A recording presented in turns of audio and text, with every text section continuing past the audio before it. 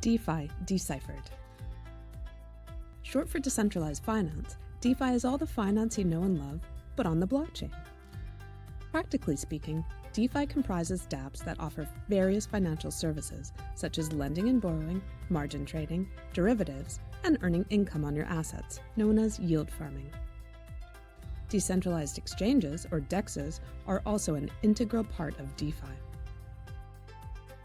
Instead of a fiat-based currency like USD, everything is done with crypto.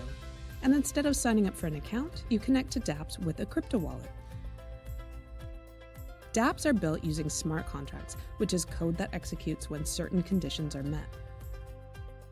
For example, say you've deposited equal amounts of a stablecoin and X token into a DEX to provide liquidity and earn income through trading fees.